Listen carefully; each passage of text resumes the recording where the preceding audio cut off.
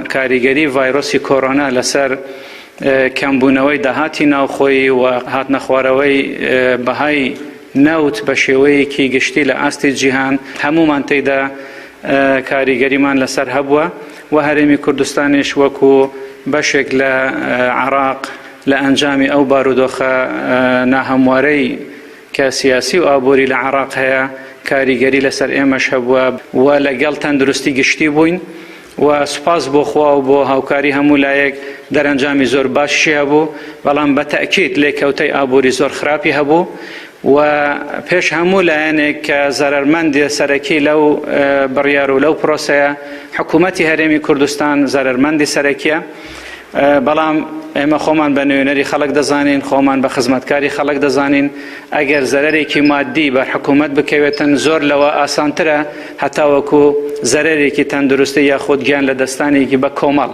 لە ناو هەرێمی کوردستان دروست ببە. باریدارایی ئەو وڵاتەمان کردە قوربانی تەندروستی گشتی.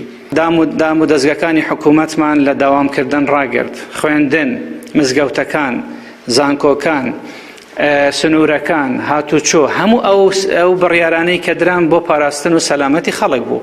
ئامانجی سەرەکیمان پاراستنی خەڵکە. دەبێ خەڵکیش ئامانجی سەرەکی ئەوە بێتن پاراستنی خۆی بێتن. ئێستا قۆناغی ئەوەیە خەڵک دەبێت زیاتر ڕۆڵ ببینێت.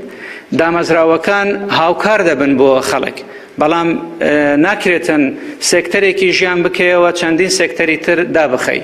ئێمە بڕیاری تریشمان وەرگرتووە دواتر بە بەیاننامە بڵاو دەکرێتەوە ئەو ڕێکارانەی کە هەبوونە پێشتر لە نێوان پارێزگاکانی هەرێمی کوردستان هاتوچۆ وەکو خۆی بە پێی ڕێنمایی دەبێتن و کراوە نابێت بەڵکو وەکو خۆی بەردەوام دەبێتن دەبێ مۆڵەتی پێشوەختە وەربگیرێتن